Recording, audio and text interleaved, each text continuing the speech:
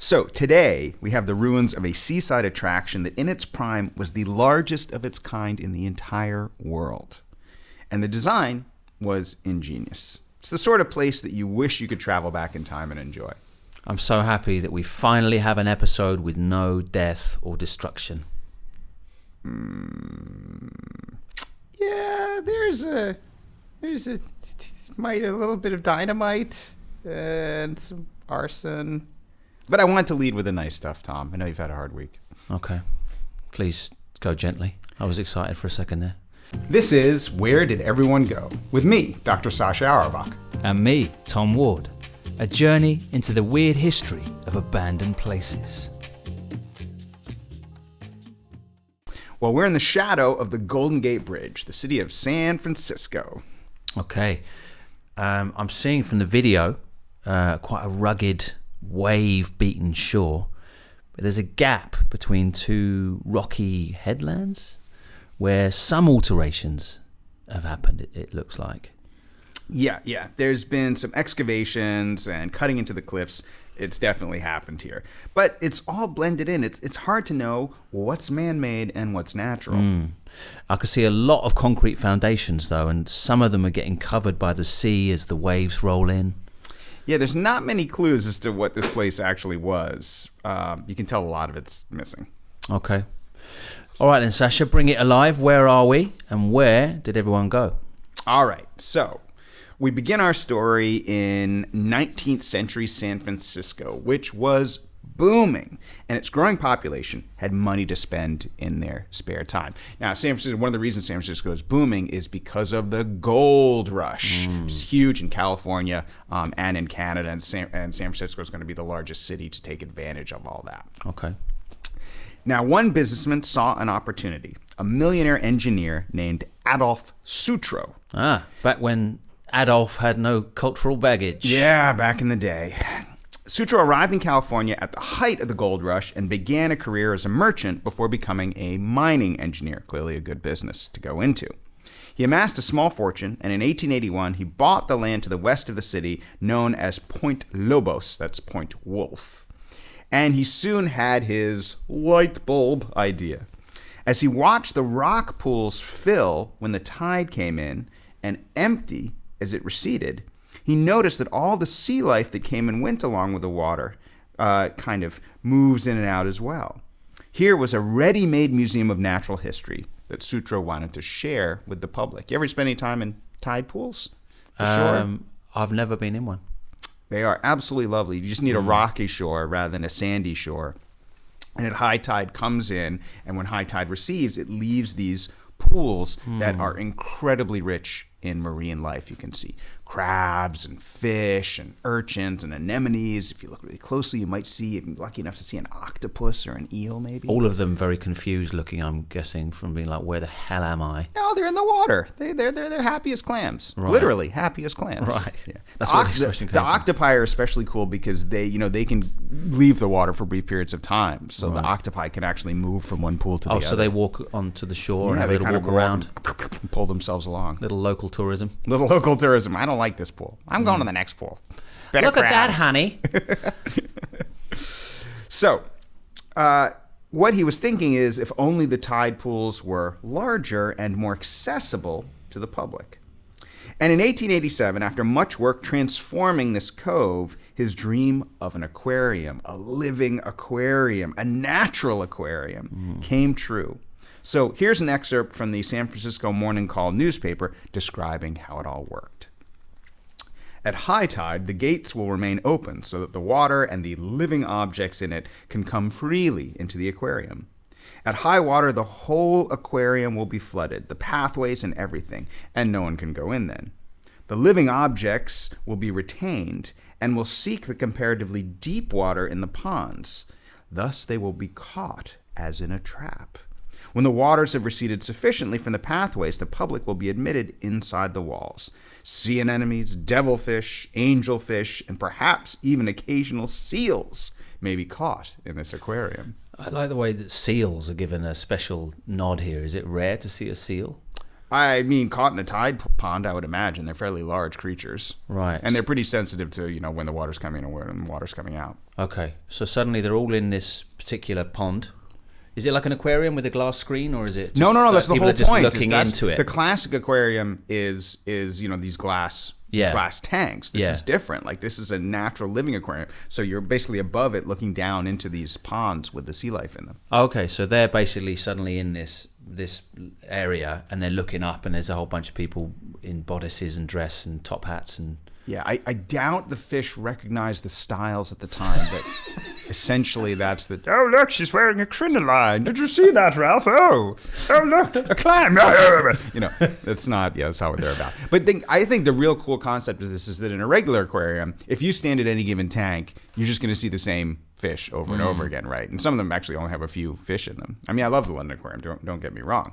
But these... Every time the tide comes in and out, it's a different aquarium, right? Because you never know what's going to end up in the ponds. Very nice. Devilfish is what they call the larger octopi, by the way. That's a devilfish. Devilfish, okay. Because they can turn, because they have those chromophores, is that what they were called? The parts of them that change color. And, they can, when they're excited, they change red. And also they have a bad influence on the other fish, make them want to dance and kind of drink and smoke pot. Have you been hanging out with that devilfish again? That devilfish. I can smell it on you.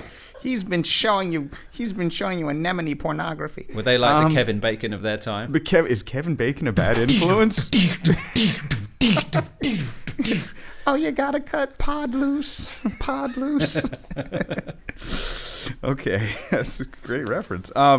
So one night, something washed up nearby that would endanger the very existence of this aquarium. Ooh. Here is John Martini, our local expert and author, to explain. And as you can hear from the waves crashing in the background, he's on location right at the water's edge. February 1887, when a sailing ship loaded with dynamite wrecked on the point right out there. The crew had nicely abandoned the ship without telling anybody what the cargo was. And shortly after midnight, it blew up with a monstrous explosion. Must have lit up the night. The explosion was heard up to 80 miles away, blew out all the windows in every building nearby. A huge piece of the ship was sent sailing through the wall of the aquarium. Wow. Imagine that.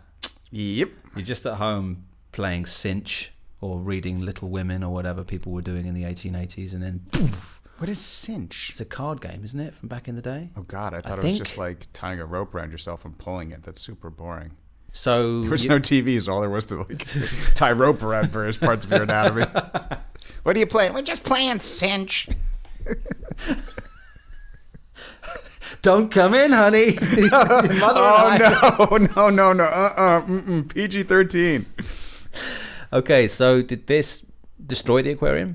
No, not entirely. But Mr. Sutro used the unfortunate event to take the project in a new direction. Okay. He was done with the aquarium. He had a bigger and better idea. Here's John to tell us more. Saltwater bathing was very popular in the late 1800s, and he thought that enclosing this cove with a wall, turning it into a giant swimming pond, not pools, would be a great place for people to come and safely swim in ocean waters without having to risk the rocks and the waves. And the place evolved, and instead of one swimming pond, it was 6 different sized swimming pools made of concrete. And eventually, still not finished, he decided to terrace the cove walls, build bleacher seats, and then covered the entire structure with a wood, steel, and glass, 3.5-acre glass dome, and it was called the Sutro Baths. This was the biggest indoor pool complex in the world. So part of it was, I think I can do it, so I'm going to do it. And there was a little bit of, we are San Francisco, we are the Queen City of the Pacific, and we're here to stay. That sounds incredible. I would love to have been there. Yeah, it really was something else. 5 different pools, 500 changing rooms, 7 slides, all under 100,000 square feet of glass. I mean, think about that. It's like,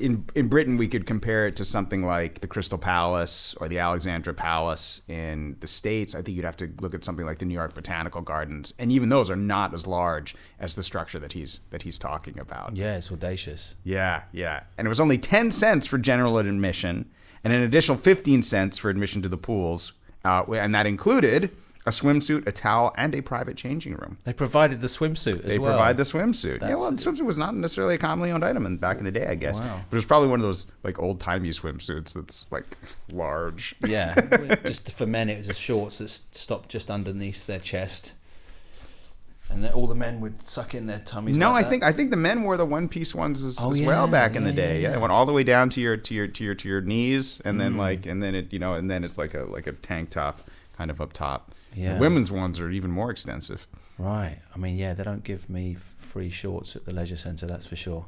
And I don't think I'd want them. Would you wear them? No, I don't think I would. No, I don't. Here's it's only been worn by a few people. This one had tacos for lunch. No, I don't think so. So swimmers descend a grand staircase from the promenade to the locker rooms and pool level. There's a large glass atrium capped by a domed roof with twin cupolas that soars over the top of the grand staircase. Amazing. I know. I mean, that is luxury. Yeah, there's no cupolas at my leisure centre. There are no cupolas in your leisure centre. They're always shut for repairs as well. Was this place always closing for repairs? It sounds so complex. Well, the reason why these glass and steel structures are problematic, and personal experience of this, is because over time the seals start to degrade, and whenever it rains, the water comes in. But San Francisco has a pretty decent summer, and it's it's certainly rainier than Southern California, but it's not that rainy. Okay. So, probably, but it would be expensive to maintain. Yeah. I would imagine. Okay. So, like the aquarium, the tides and waves were part of the design. Sutro had built a self-regulating swimming pool that would refresh with the tides twice every day. Now, think about that. One of the big parts of a swimming pool, which makes it not particularly great ecologically, is you've got to constantly filter it, right? Or algae grows, and then whatever people leave in it, you have to dump all kinds of chemicals in it to keep that water clean and healthy for people to bathe in. But what about fish and seaweed getting in there? Wouldn't that cause issues or... Well, before it made its way into the swimming pools, the sea went into a settling pond where the sand and seaweed were allowed to settle to the bottom. And the water was heated. There were 5 boilers that heated up to 2 million gallons of ocean water, which was then released into the different pools, because the Pacific is actually quite cold.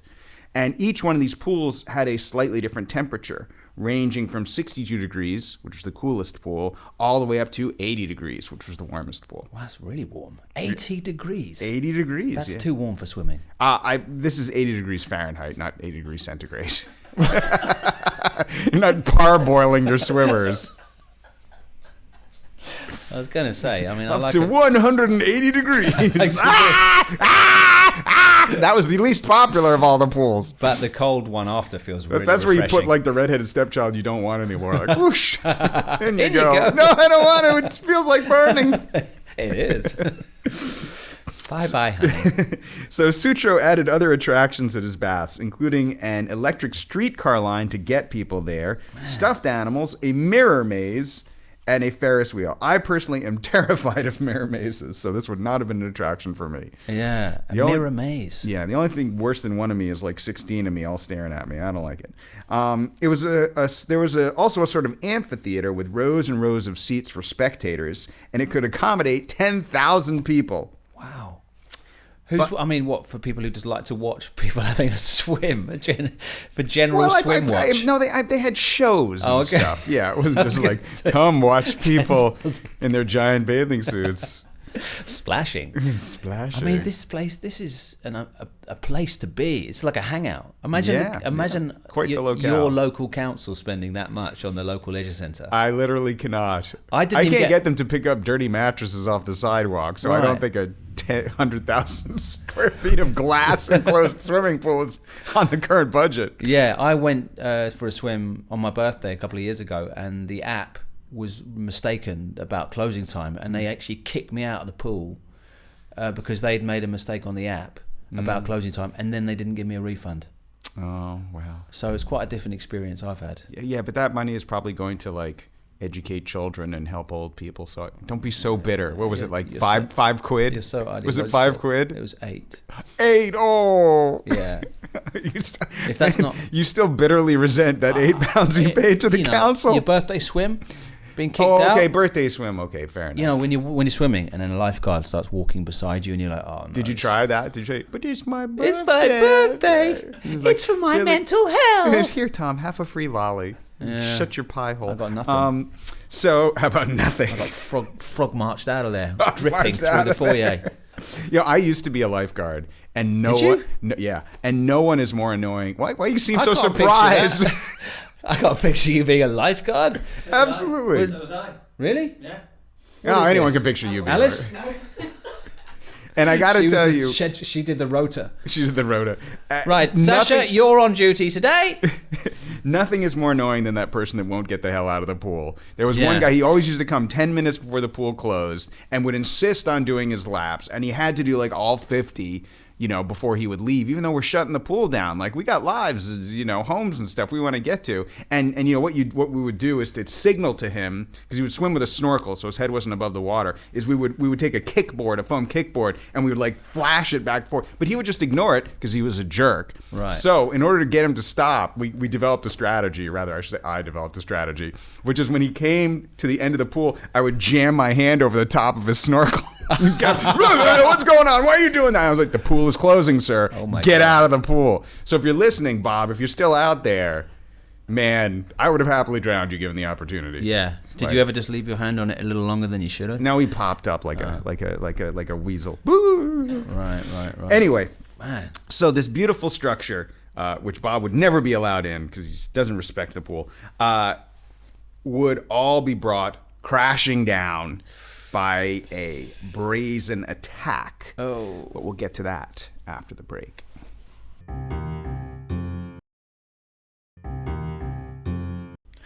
I'm still thinking about you as a lifeguard. What is so weird about this? I just can't picture it. What do you mean you can't picture it? Like, you don't think I can swim? I can see that you would maybe talk to the people while they were drowning. Are you okay? Did you know that historically speaking, drowning is one of the most common causes of death?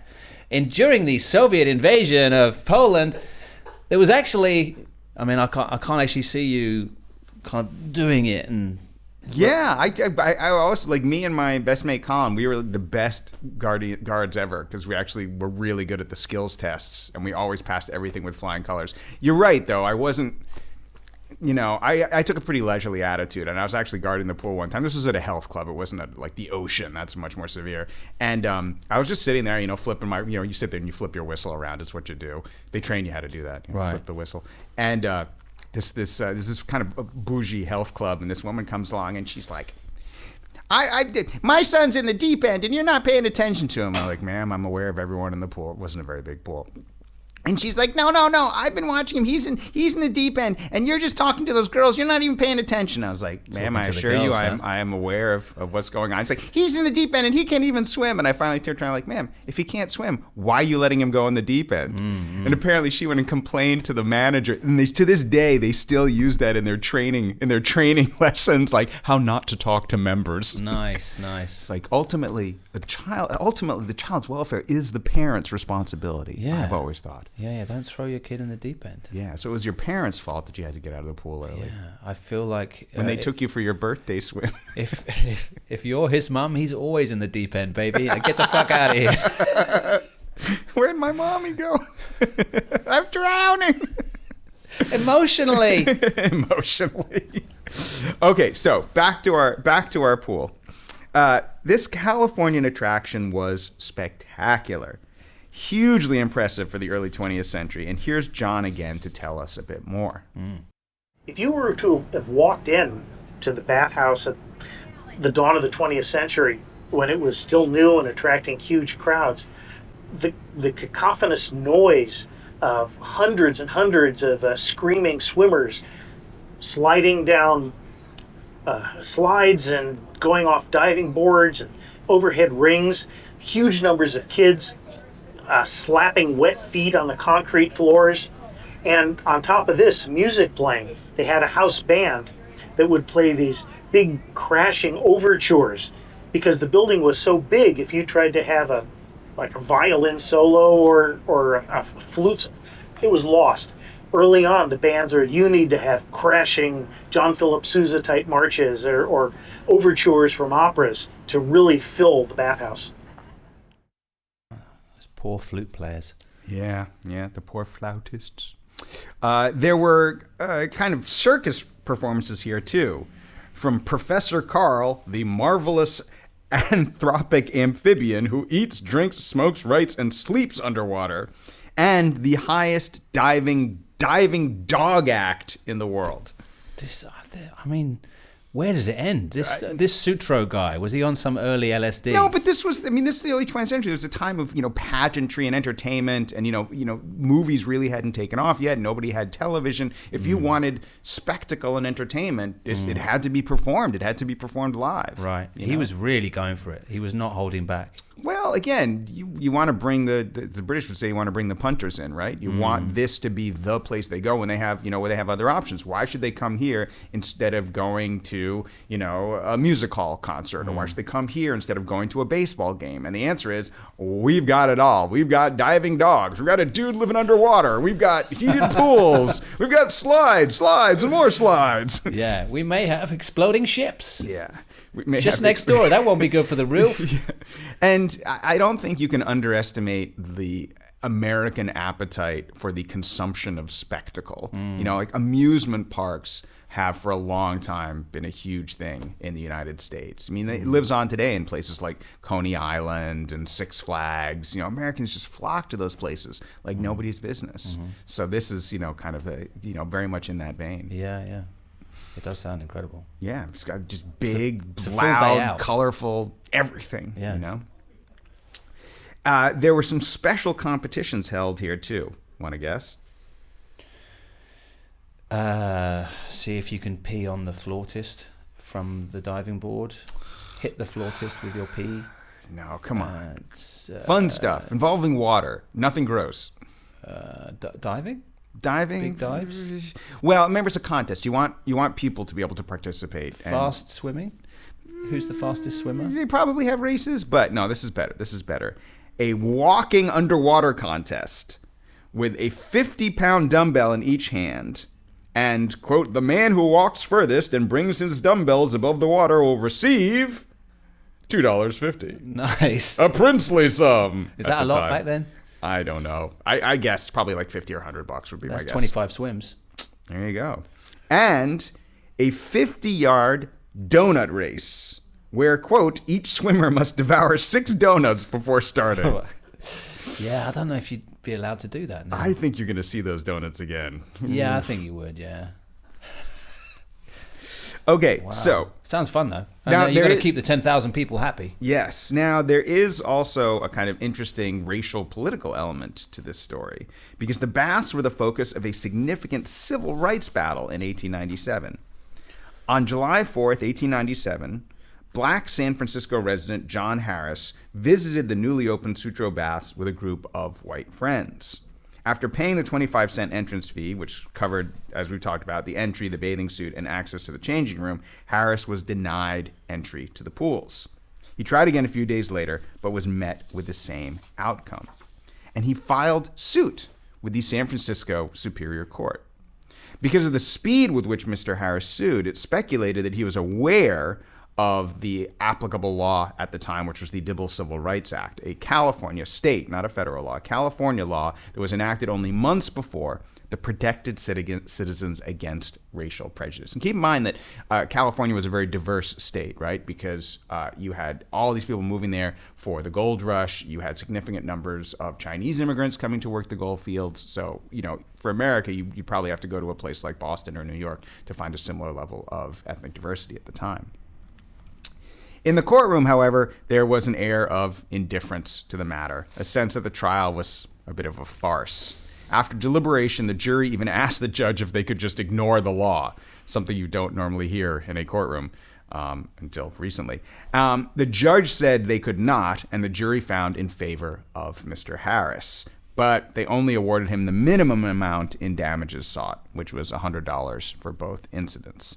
Ish. Yeah, I mean, it sounds like that was probably a significant amount at the time, but it wasn't enough probably to cover the legal expenses that he incurred. That's really depressing. Imagine, that's so brazen. Imagine a jury saying that. Yeah, but wait. The verdict in Mr. Harris's favor proved that the law could be enforced.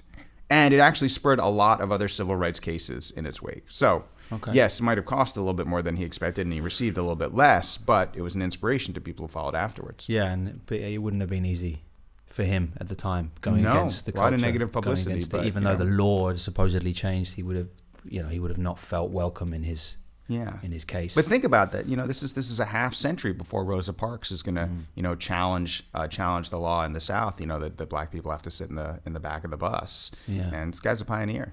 Got to give him props. Fair play. So why is there so little left of the baths now? What was the disaster? Well, what is San Francisco famous for when you think of disasters?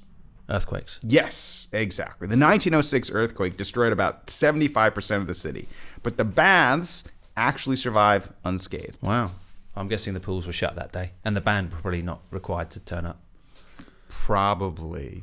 Yeah, day off. This is when I would like it, because I like it when the pool's empty. You get a good wave machine splashing around. if there's an earthquake. Yeah, that's true. Like a little jacuzzi. Yeah. Ooh, bubbles. That feels nice in my butt. Oh, look, here comes the tsunami. Do you like a nice tsunami? It's very invigorating. We're just going to eat these 6 donuts first. So what was it, a storm? No, a fire. Arson, no less. In 1966, as work was being done to demolish part of the old structure, a huge inferno broke out, engulfing the entire building. And in a matter of hours, Sutro Baths was no more. No. In its place stood a black tangle of bent truss rods and iron columns, sparkling here and there with broken fragments of the glass that had once covered this magnificent structure. Oh. And the police determined that it was arson. The prime suspect was a local youth with a past conviction for the crime who'd been hired as a watchman at the demolition site. He'd been hanging out with those devilfish too. That's what you want as a watchman, like a convicted arsonist. Oh, man. But that was a bit of a management, foobar. Sorry, management snafu. The wrecking company responsible for the demolition of part of it had actually laid him off after only a week, but then they brought him back on the day that the fire broke out. So that's what you want. You want a disgruntled, formerly fired arsonist. It's like hiring a pedophile to run your kindergarten. Like, what the hell? Yeah. I mean, there are shortages of staff.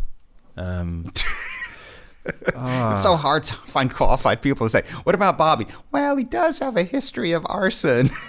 But just a history of arson. How recent? How recent. And we didn't fire him last week, and he seemed pretty pissed off about it. He's a stand-up guy. Oh, man. He comes and he's like, no, stop. So the cops found him? Well, during the fire, a mounted policeman found him running through the bushes near the fire, quote, perspiring freely and breathing heavily. I mean, those are key signs. Generally. It's such a shame. It would have been even worse if they'd found him, like, sleeping soundly. Yeah. He's like, I lovely. burnt it all down, and now I'm finally at peace. I can rest. It's such a shame. Yeah. Like, all that infrastructure, all those people enjoying that place. Like, it was a hub. It was a heart of the city, in a way. Yeah. And there's one kid, just some kid whose dad didn't cuddle him enough or something. Cuddle your kids. Maybe he was just mad at fun. Yeah, well, it looks like it. Yeah. And he probably got a crummy sentence as well. He probably didn't even get much jail time. Probably had to just paint a fence or something. Yeah, well. So this is why today all you can see is the concrete foundations. This episode might well be the best audio guide for exploring those ruins. Because looking at it now, you'd have no idea what it once was and the incredible story behind it. Yeah. It's a shame. It's a shame that it was, because it sounds like one hell of a place. Wanton destruction. Yeah. But fires are a perennial problem in that part of the world. A lot of the wildfires that they deal with are people being careless with fire. Right. You got to respect that stuff. Yeah. It's a great destroyer. I mean, yeah. I wonder what happened to the arsonist. Yeah, I don't know. What came of him? Whether that was the highlight of his career. Yeah, whether he regretted it or Yeah. I don't know, but what a shame. It was such a magnificent structure. Yeah. I mean, you wonder if some other disaster would have got to it eventually, you know? Something would have... What else was a threat to this pool? Well, I know they were giant marauding sharks. Yeah. No, but they were, rebuilding it and modernizing it. So who knows? Yeah. Maybe they would have updated it. But these types of indoor swimming pools, they're just not. They were going to go the way of the dodo anyway. I mean, people want their own pools. They don't necessarily want to swim with other people. They want a country club. Then again, who knows? I mean, it was really, really fancy. But I guess we'll never know. And it's nice to see gold rush money being put to communal use rather than just being hoarded by some greedy bloke. Yes. So I think we should draw up a proposal to your local council. And we can use this tragic story about you being denied your full birthday swim as the justification. Yeah, Park Road Leisure, if you're watching. I want my £8 back. I also want 4 years inflation on that. That's probably about £9.15 now. I want a free swim. And I want you to treat me with more respect when I come to the desk, because you're always distracted. You're always chatting to other customers. There's always someone on the phone. You treat me like I'm not important to you, and I'm a valued customer, and I'm also a mildly successful comedian. So do you want that? Do you want people? Do you want faces turning up, or do you want just scum? Yeah. So anyway, if that heartfelt appeal doesn't convince them, I don't know what will. And that's Sutro Baths. I'm all triggered now. All triggered. It's like he wrote it up beforehand and he's ready. He's like, oh, I'm so glad I have this opportunity to file my grievance tonight. And we're out. Producer Lewis here. Thanks for listening to this episode of Where Did Everyone Go? New episodes every Wednesday and Sunday. Follow, comment, and hit that notification bell so you don't miss out.